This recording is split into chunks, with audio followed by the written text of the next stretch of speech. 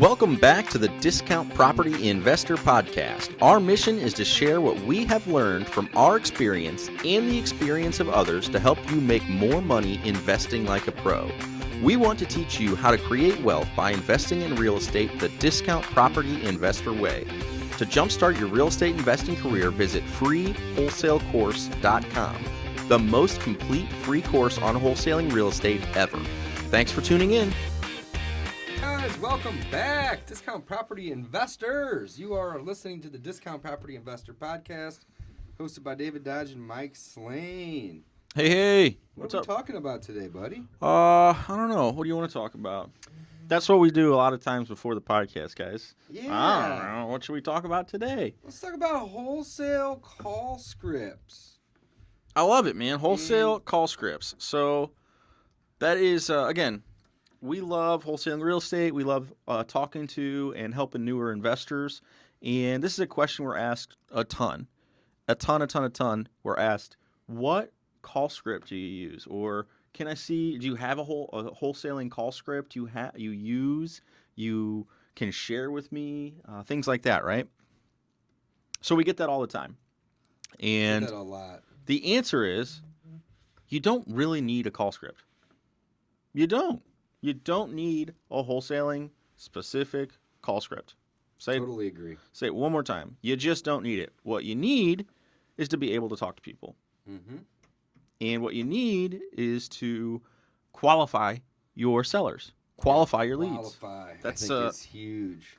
Yeah, I mean, I think that's one of the only things you're really trying to do. I mean, your ultimate goal is to try to qualify the lead when you're on the phone with them. Now, why? So, Why would you need to qualify the lead? well, I think as I evolved, it wasn't so much as me wanting to get an appointment and wanting to go out and look at properties as much as wanting to defend my time. So I've always looked at myself this way, is that my time is more valuable than anything else that I have. So in St. Louis, we're kind of spread out. To hop in the car, go to the appointment, run the appointment, and then drive back home or drive back to the office, you've probably got 20 to 30 minutes of drive time there and back, maybe 40 minutes of drive time just to go to an appointment. On top of that, you have the appointment itself. So if you're chatting, walking around a house, it's probably going to take you about 15 to 20 minutes. So you're literally at least an hour worth of time invested in an appointment. Minimum. I would say closer to 2. Yeah, I always factor at least an hour and then drive time. So hour and a half. Drive time, yeah. Mm-hmm. Yeah, exactly. Okay. So that said, I'm trying to defend my time. I want to qualify this lead to make sure this is, one, the person who owns the house. Guys, this is first and foremost, that is like one of the most important things. Are you the decision maker? Are you the owner? Are you the That's decision such a maker? good point. Can you sell this house? Because if you are not the owner, then you can't even sign the contract. Somebody else has to. So a lot of, and That's a great point. when this comes up most frequently, I would say, is inherited houses where you've got siblings who maybe one of them is the power of attorney or the whatever, can sign for the estate, and one of them isn't. And one of them is just shopping for offers because they think the other person isn't doing it right or whatever it is. So again, you want to make sure you're dealing with the person who can sell the property. You want to build a relationship with that person. If you're building a relationship with the sibling, that's great. And it sometimes works that sibling is able to encourage the other one to work with you. But they're not the decision maker. Yeah, you always want to get the decision maker. At the end of the day, wouldn't you rather talk directly to the person making the decision versus somebody who may or may not have any power over the situation? Why would you do any other way? So again, don't necessarily need a call script, but you do want to qualify your leads. Qualify, one, is this person able to sell me the house? Yeah, are they the owner? Do they have the ability to sell it? Correct. Otherwise, like we said, we're wasting an hour to 2 hours just going out there to look at a house. Not so good. What else? What you writing there, Dave? Decision maker, number 1. You want to get the decision maker on the phone, or you want to talk to that person. Yeah, you want to be prior to setting up the appointment. You want the decision maker to be there, or you want to at least have contact with the decision maker prior to the appointment, because they may send out a property manager or an employee, and that's fine. But you don't want to be going out and meeting people that aren't the decision maker if you haven't already spoken to the decision maker. So that's number 1. I think that's where you should start. I love that idea. So whenever our calls come in or go out, we handle them the exact same way. Now, when they're going out, it's cold. Obviously, it's going to be a little bit different, but at the end of the day, it's actually very, very similar. So when the calls come in, we typically start by getting their name and their phone number. And the reason is because we want to be able to reach them back, and we want to know who they are. We say, hey, this is Dave. How can I help you? They start talking, tell me a little bit about the situation. I say, okay, great. Do you mind if I get your name and number so I can get back with you in case we get disconnected, or just later if I want to send you an offer? And they will say, yeah, no problem. Never had a problem with that. I'll also typically want to record the date in which the lead came in. This is very important for your KPIs down the road, but it's also going to be helpful for you to know, when the last time that you talked to them or the first time you talked to them. So the date in which the lead came in, and then who is going to be assigned to this lead. So that may just be you if you're a solopreneur or a one-man show, but if you have multiple people in your office, you can actually assign them to the lead right then and there when the lead comes in. So then we're gonna look for the property address, and we're gonna want the property address relatively quickly. And the reason is because oftentimes I want to be doing some due diligence on the property while I'm on the phone with them already. So I want to pull it up on Zillow or Redfin or wherever. PropStream is one of our favorites to use, and we want to pull up the property so we can get an idea of the bed, the bath, the square footage, just some of the basic general info. So this is all qualifying the lead, guys. So again, how is asking their name and their phone number and the property address? How is that qualifying? Well, you probably sent out mail or you did some marketing. You don't know that stuff.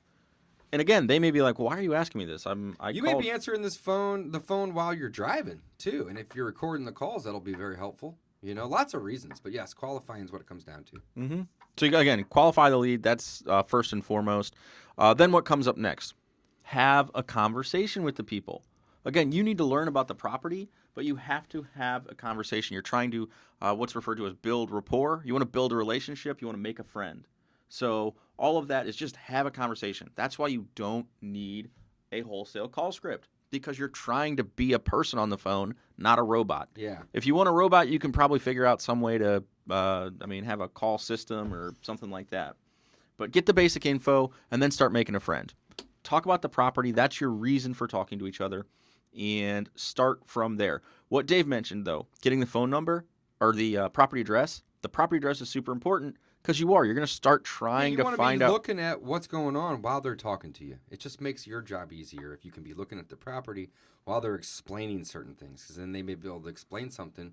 Or you may have a question about the pictures you're finding online of these properties. Well, the pictures, or if you use Google, do the Google Map thing and do a drive-by. Street view, right? Yeah. So then you can get that, and you can ask more specific questions. Oh, hey, I noticed there's a burned-down property on the Google Street View. Yeah, how many other vacants are there? Is that property still burned down, or did they rebuild it? Is it on a cul-de-sac, so on and so forth? How many lanes of traffic? Some of these type of things. But, so basically qualify. We want to get the decision maker. We want to get the basic info, their basic info, meaning their name, their number, maybe even their email address if you plan on sending them an offer, and then start the conversation, which basically you can sum it up into, thank you for calling me. Why are you wanting to sell? Or why do you need to sell? I prefer the word need. Why do you need to sell? And then just stop and listen. Don't interrupt them. Just let them tell you all the things that they want to tell you. That could take 30 seconds. It could take 30 minutes. Just be patient with them, but figure out why they are selling. That is the number 3 thing in terms of qualifying on our list here. Why are they selling? So this should start to reveal some of the reasons that they need to sell, and it'll help you in qualifying, because if they are calling just because they are curious to get an offer from you, well, that's not a very motivated individual. If they are calling because they are being relocated for their job, or they recently inherited a property, or a spouse just passed away and they're downsizing or moving, or if they are having kids and the current house isn't big enough, or any other reason along those lines, they got divorced recently. Tenants trashed it, that they are ultra motivated, super motivated. We are looking for motivated sellers. We exchange convenience and cash for a discount. Why would we want to exchange our cash and our high level of convenience to somebody if we are not in return getting a discount? It doesn't make sense. So we have to get a discount in order to supply them with what we provide, which is convenience, cash, as is, quick, simple, okay? So figure out the why. Why are they selling? If they are not ultra motivated, you probably don't want to set an appointment, at least not today. No, if As you're we just brand new, mentioned. if you're brand new, Set the appointment. set an appointment and go out there if they want to meet somebody. Because you need to learn. You've got to practice. Practice. And again, it's no big deal to go out there and practice with people that maybe don't sound motivated on the phone. A lot of times you'll get that where somebody's doesn't sound motivated. You've drilled down, try to get the why. Then you show up on the appointment, they're like, okay, so when can you close? I mean, literally, it's almost like a 360. Doesn't happen, or 180, opposite direction. It does not happen that often, which is why you want to qualify it. So new people, I always suggest running those appointments when you can. When someone wants you to come out and meet them, it means, A, you did a decent job. I mean, selling yourself to them via your marketing and via your conversation skills on the phone. Right. So good job. Run that appointment. Like I said, though, we really do want to qualify as you get a little bit more seasoned and defend your time. I'm a big proponent of, again, just thinking about things like defending my time. David, and he does it in the same way. He's just very candid. I'm an investor. I don't need to buy this house. I would like to if you would like to sell it. If you need to sell it, I would love to come buy that house. So again, it's one of those things where, yeah, it's an evolution in your real estate investing career. What are some other talking points?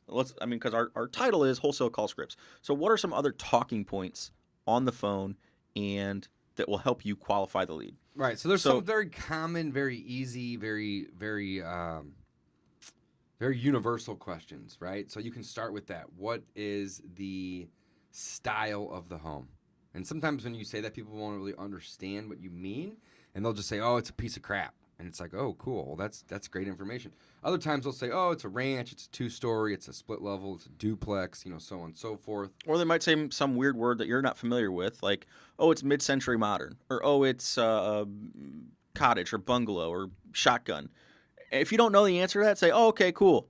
Just write it down and look it up later. Look it up later, or be like, "Oh, what do you mean by that one? I haven't heard." If you're familiar with it, I haven't heard that one before. Yeah. But again, that's a talking point. So you focus back the conversation on the house just to keep the conversation moving and keep talking. Yeah, you want to build a friend.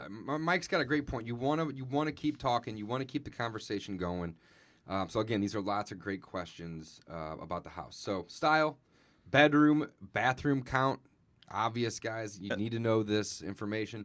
The size, that stuff may not, or may be on Zillow, but it may be inaccurate. It may be inaccurate. It may be on the county's tax record website, but it may not be right.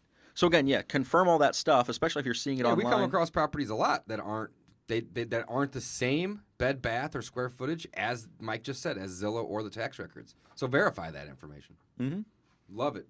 Next would be the square footage. Very important. Yeah, how big is the house? How big is it? Mm-hmm. When was it built? Was it built in 2015 or was it built in 1945?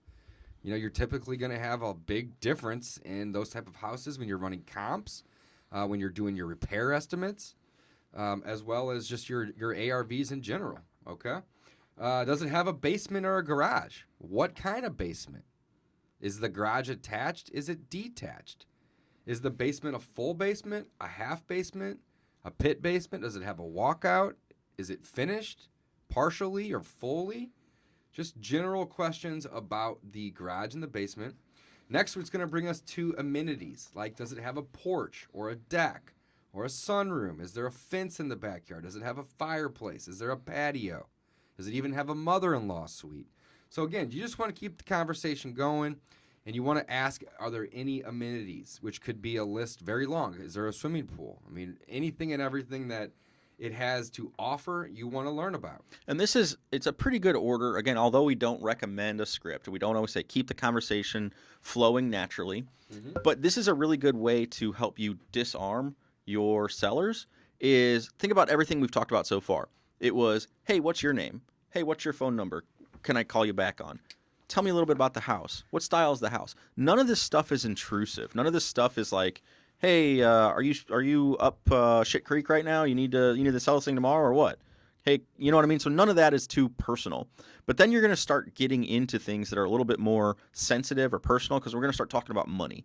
I mean, this is in my opinion. Once you get to that rapport built, you're kind of having a conversation. You're going back and forth. That's when you want to shift into some things that are more sensitive.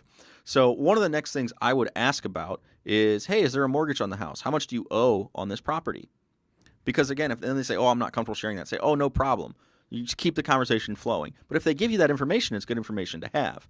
So you move past that, and then you say, okay, well, do you know how much you want for the property? You kind of drop it like that. How much do you want for the property, or how much you need to get out of it?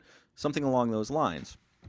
Next step is, okay, so you want that much. How much work does this house need? Does it need a lot of work, or is it move in ready? Did you just rehab the bathroom, or are these original to the 1960s age of the house that you just told me about?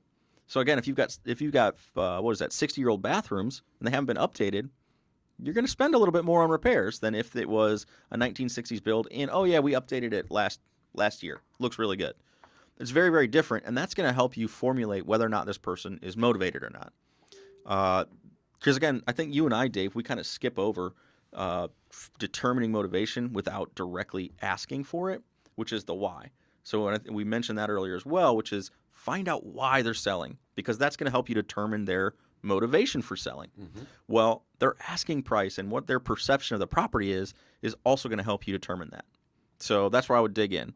So non-invasive questions up front, kind of load it with that, get your conversation flowing, and then kind of start trying to pry a little bit more information that, again, I'm calling it more sensitive, which is mortgage amount, asking price, repairs needed, really the condition of the property. Yeah, the more property information versus the why, right? Mm-hmm. So some more information about, the property itself could be the subdivision or the school district that it's in. We always like to know that.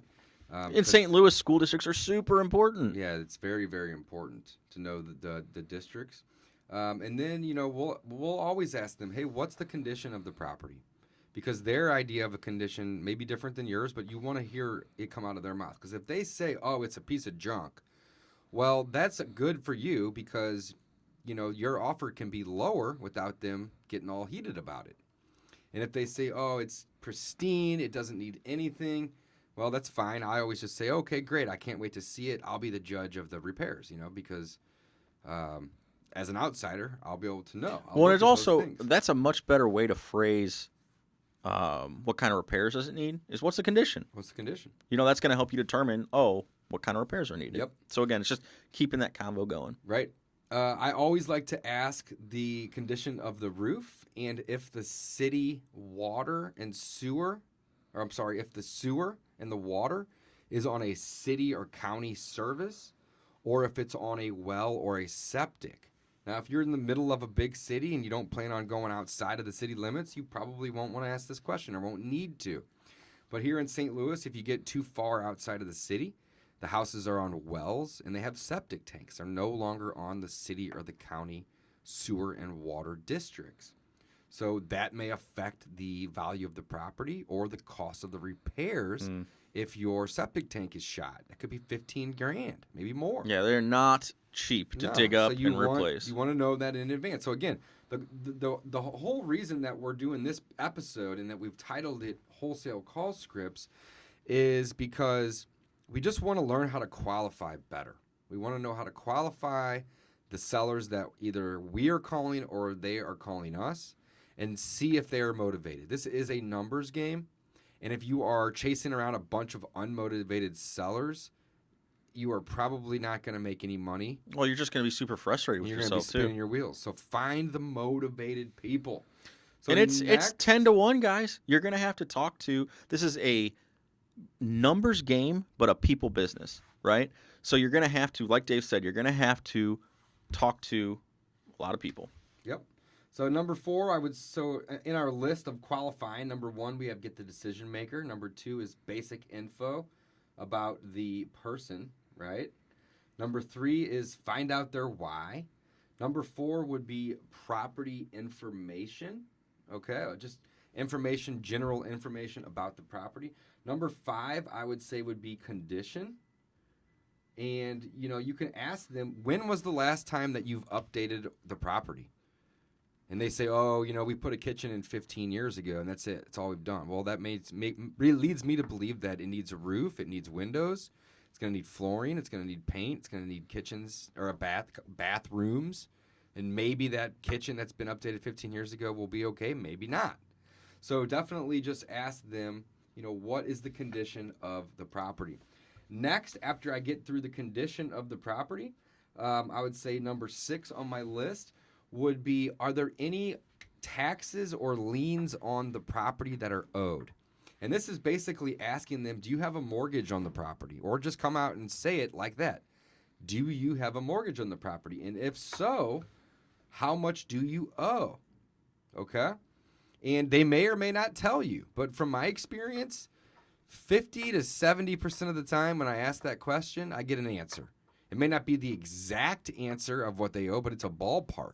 And it helps me determine, A, are they motivated enough to make this work? Is there enough equity in the property to make it work? Or if they are motivated enough, but yet they owe more than I'm willing to offer, are they willing to bring money to the table? So it's all a question of motivation, but it is fact-finding. It is seeking out what they owe, what their interest in selling is, what their why is, and then also the general information about the property. So last but not least, well, I guess there's a couple more things. We will typically ask how quickly they need to sell, and I'll usually bundle that in with my why. It's typically kind of more like I would say a why and a win. Why and win. Because if they need to sell next week, well, that tells me that there's a high level of motivation. And if their number isn't in line, well, maybe we can work on getting it in line, right? If they say, oh, I don't need to sell next week, I'm looking for offers, and I don't even need to sell it at all, but if somebody brings me the right offer, then I would consider it. Well, that's somebody that I'm going to probably follow up with in a year, 6 months to a year. I have zero intentions of setting an appointment with that person. They are not motivated. They're tire kicking, okay?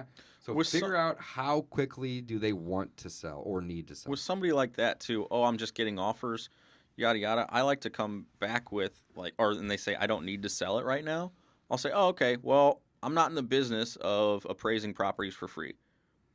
Something like that. Or yeah, you don't have to be rude, and that's not rude. I don't think it is. It isn't. But just make it clear. Like, listen, I'm trying to buy a house today, and I do pay cash. I buy as is, and I can close very quickly, and I provide a high level of convenience. But I only provide that to people that are willing to give me a good deal. And if you're just looking for offers, I don't think this is going to be a good fit. I'm looking to make an offer on a property that I can actually get a contract signed on today or tomorrow or very, very quickly. And if they're tire kicking, so again, you can handle it however you want. Yeah, my thing was it's more of a personality mirroring thing. So somebody says, "Oh, I don't need to sell it." Say, "Oh, well, that's good because I actually don't need to buy a house today either." And then kind of talk about what Dave just mentioned. It. So again, it's if they're a strong speaker, then you kind of come across strong as well. Again, yeah. So after you get through the condition of the property, does it have any mortgages or taxes? Sometimes you might come across a property that they haven't paid their property taxes in 5 years, 2 years, 3 years, 4 years. I've seen them up as much as 7 or 8 years.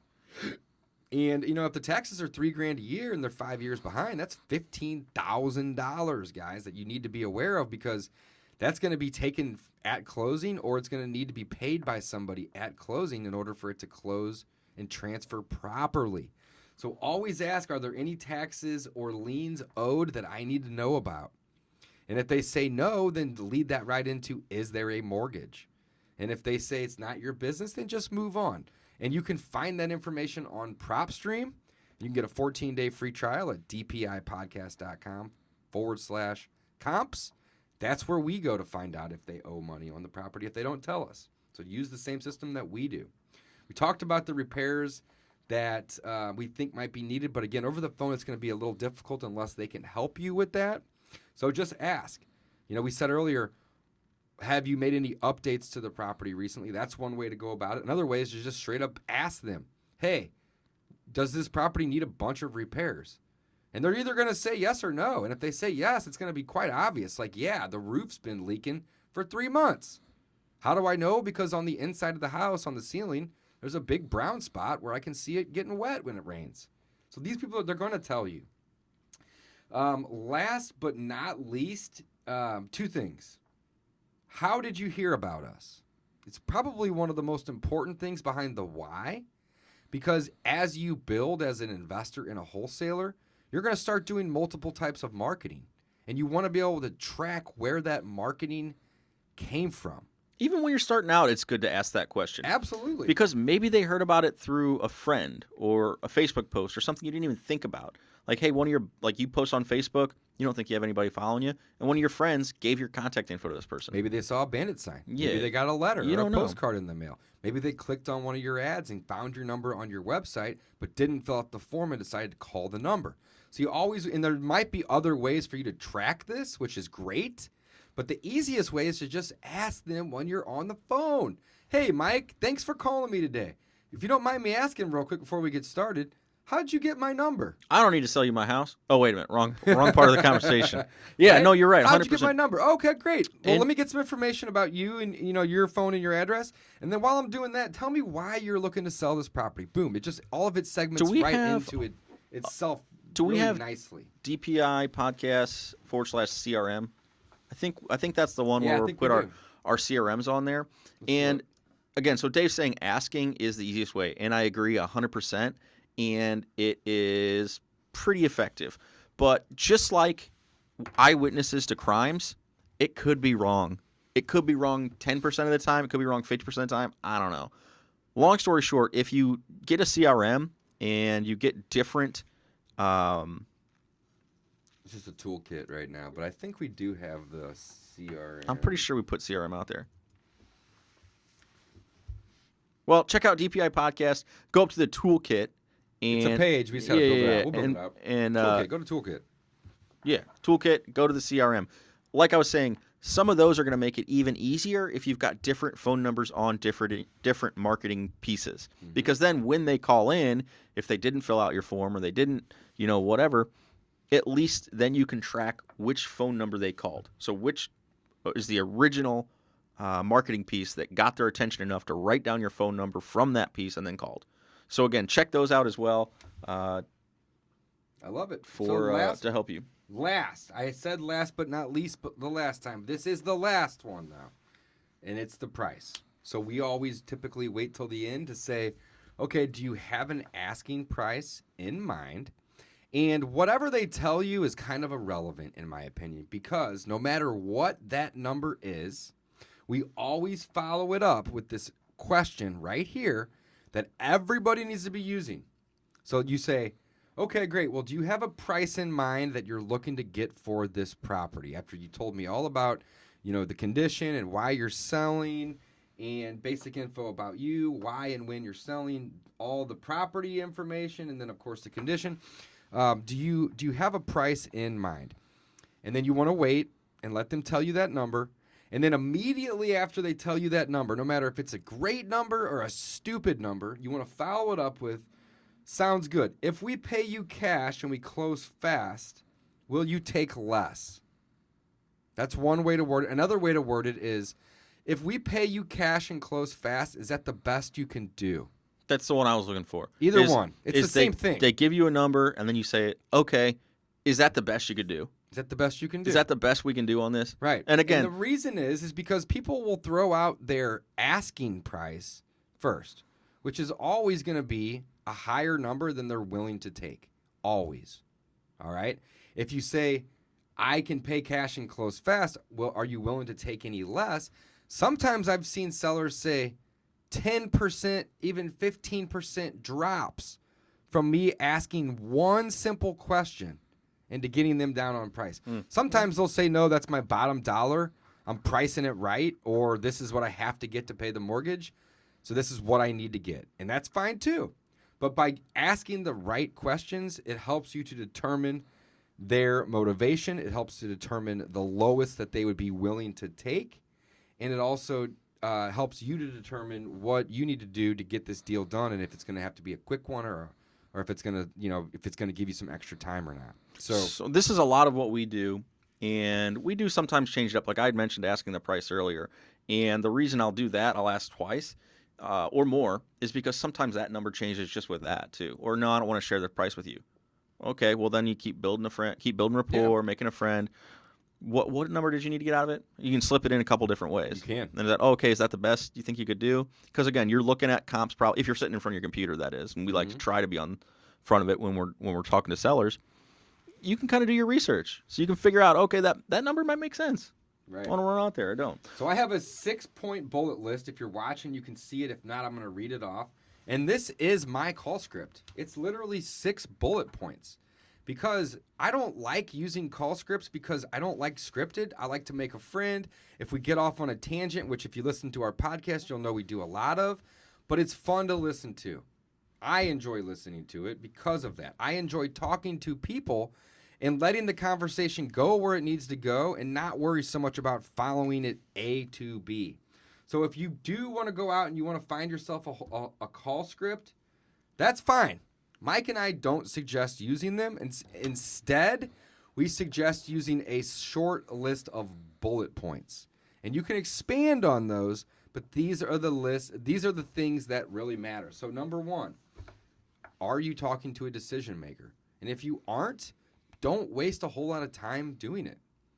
You're welcome to get information about the property, but don't set an appointment without talking to the decision maker. That's a good distinction. At least one of them. That's a really good Sometimes there's distinction multiple. because in our prior example, okay, it's a brothers or siblings who have inherited it.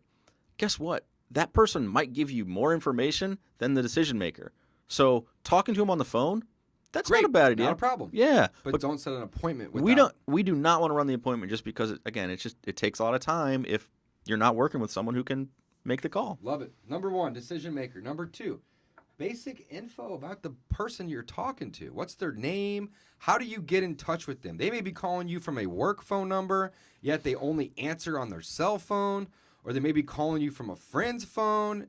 Get their number. And it's not always the same number as the caller ID. That's why I always say, is there a good number that I can reach you back at? And I'll usually record both numbers, assuming they called me from one number and they're giving me another. Now I got 2 ways to reach this person. So just get some very, very, very basic information about the person. I don't even typically ask for an email in the beginning because I'm ready to get to the why and the when. Okay? So number 3, the why and the when. Why do you need to sell? And when do you need to close? And then let them talk. The why and the when and the property information and the condition are going to basically take up about 80% of the phone call. Number 3, 4, and 5. So number 3 is the why and the when. Number 4 is the property information. Bed, bath, square footage, so on and so forth. Where is it located at? It's just the basic information about the property, okay? And then, so that's number 4. Number 5 is the condition. What type of house is it? Has it had any updates recently? Does it need any repairs? How much would those repairs cost if you could guess? What do you think that it would cost to get this thing fixed up or to rehab it or even to get it occupancy ready for a tenant? All of these questions are valid questions. So what is the condition? And then number 6, the last thing you want to do before you determine if you've qualified enough to set the appointment is to figure out their asking price. But don't forget, after you say, what's the price that you're kind of looking for, or what's your asking price, ma'am or sir, no matter what they say, don't forget, follow it up with, is that the best you can do? Or if I pay cash and close quick, are you willing to take less? And if so, how much? I forgot one thing. Always want to ask those things. I forgot one thing we forgot. At this point, Dave, we're on number 7, which is set the appointment. That's the last thing. Yeah. So, guys, you may not even get to number 7 if they're not qualified. And if they're not qualified, what do we do? We say, well, let me look it up, and I'll see if I can do that. Doesn't seem like that's going to be the right number for me, or like we've already disqualified a couple times. So at that point, just be like, okay, well, you mind if I follow up with you in a few months, or you care if I circle back in 6-8 months, or something along those lines? Yeah, and it's okay to tell a seller that you are not interested in purchasing their property, or just say, I don't think this is. And the better way to do it is say, I don't think this is going to work. I'm looking to buy properties in this part of town for this price or this range, Well, which might be 30, 40, 50% less than what they're asking. And that's okay. if you've listened to any of our past podcasts, I guarantee we've said it before every 2 to 3 episodes. Very, very transparent. We try to be very, very transparent. Dave always says, I hear him on the phone all the time, I'm an investor. I don't pay retail. That's exactly what it is. I'm an investor. I don't pay retail. So you can end the conversation with that. And, yeah. Hey, I'd love to come out and look at it, but I'm an investor and I can't pay retail. And it's not a bad thing to say that. It is okay to say, I'm an investor. I don't pay retail. You should, in fact, say that because you need to make sure that you're not, setting appointments for people that are asking $100,000 on a property that has an ARV of $100,000, but it needs $30,000 in repairs. Yeah, it's just not going to happen. You're wasting both your time. You're wasting both of your time. So it is okay to tell people that you are an investor and that you don't pay retail. However, follow it up with this. However, even though I just told you that I'm not going to pay you retail for your property, I do have a lot of value to provide. And what is that? Well, I'm a cash buyer. It's not always my cash. It's a private lender or a hard money lender or even a bank's money, but it's my money. I get access to it. So I am a cash buyer and so are you. You can find lenders out there. You just got to get off your butt and go find them. So I am a cash buyer, number one. Number two is I'll buy it as is. You don't have to do any repairs or cleaning at all. And number three is I can close quick. That's it. That is the entire pitch. Quick, cash, as is. It doesn't get any simpler than that. We really like our new website, and we've only mentioned it about 4 times in this episode, but we should mention it one more time. So go to that dpipodcast.com and then / is it funding? So you legit can be a cash buyer if you check that one out. Yeah. I think there's even a webinar up now. Is it? I think it's funding. I think it's funding. I don't know where my website ran off to. Disappeared on me. Here it is. Yeah, funding. / funding. So check that one out as well, guys. Again, Yeah, go play on our website. We're pushing the website pretty hard today. That's a great resource. Go check out DPI Podcast. To get loan or to get money in the door to use to purchase properties. Yeah. It's a great resource. Cool. A resource that Like I we've all said, used. we are really pushing the website. It's new. We're really excited about it. We love the website. So check it out, guys. That's right. Thank you. Anything else you want to wrap up Let's with? just wrap up, guys. Yeah. Wholesale Call Scripts was the name of the episode, and you don't really need one, in my opinion. Mike agrees. He put a big X through it. Okay? What you need is just a couple bullet points, and you need to just be likable, right? Make a friend. That should be your number one goal when you are on the phone with somebody. No matter if you're calling them or they are calling you, find out if they have a problem, try to solve that problem, and be their friend in the process. Okay? It's not hard to listen to people when you ask them a question or agree with them when they tell you something that's agreeable. That's how you make friends. It's not hard. So make a friend, all right? Keep it simple. Get the decision maker, get basic info about the person, find out their why and their when, and if you can't figure out the why or the when, well, just ask them why they're calling you. If they don't know why they're selling or when they need to sell, why are they calling you? If you are calling them, they may not have a why or a when, but ask them anyway. Number 4 is get some information about the property. And number 5 kind of goes in with number 4, but what is the current condition? Does it need a bunch of repairs? And if so, how much do you think that it needs? And then last but not least, what is your asking price? And after they tell you, this is a 2-parter. Can you do better than that if I pay cash? And then at that point, you should have qualified them. That is what qualifying a seller looks like right here. If there is motivation, set the appointment. If you are new, set the appointment. If you are not new and there is not a lot of motivation, then tell them that this doesn't look like it's going to work for you because you need to be at this price range. It is okay to tell somebody that they are asking too much. And then, so like a perfect example, if you call somebody and they have a house that has a $100K ARV and it needs $20,000 in repairs, we would multiply that 100 by 7, take our repairs off. That puts us at 50. So our MAO on this property, in this scenario I'm making up right here as I go, is 50. Let's say they're asking 80. Well, then what you can just come back with and say, well, you know, I'm usually looking to buy properties in this area that are very similar in size and condition to yours, but I'm typically paying, you know, between 40 and 50 grand. You're asking 80. I just don't think this is going to work for me today. Do you mind if I call you back in a month or two or even in a few months to see if I can either come up on my end or if you know, are willing to come down a little on your end? It's so funny because because it's so rare. Let me say one more thing. It is so rare that somebody says, no, don't call me back. Like in the 5 years I've been doing this full time, I could probably count that on both hands. 5 years of somebody saying, no, don't call me back. great point. Usually they're going to say, you know what? You're right. We aren't in the same ballpark.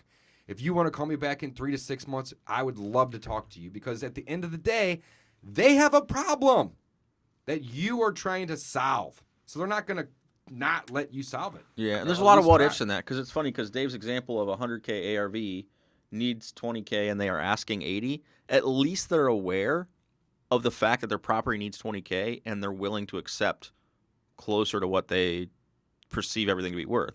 So that's when I would almost be tempted to set the appointment, even though Dave's right. We probably need to be closer to about 50K on it. Mainly because, again, this person is aware of needing repairs, et cetera, et cetera. Absolutely, man. Absolutely.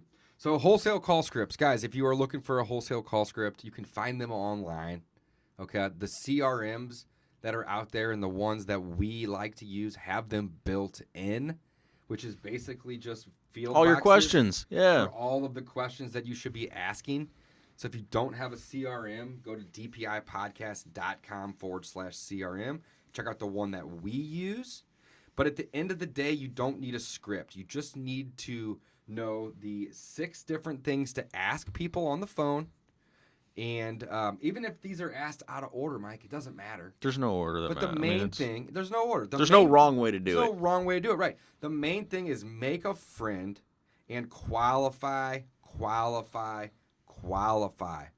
right? If you are new, I'm gonna say this again. If you are new, set every appointment you can because you want to get out in the field and learn and meet sellers and try to start negotiating and determine repairs. And you need to learn these There's things a lot to of get good at them. Yeah, there's a lot of things you have to do on an appointment, as well as, building rapport. So you're making the friend a little bit stronger, making a little better friendship, making a good impression.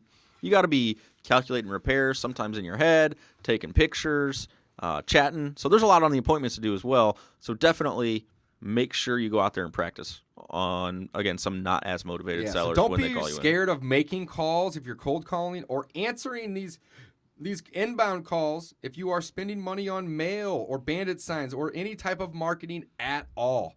Focus on the 6 things, and you guys should be rocking and rolling. Thanks for listening, guys.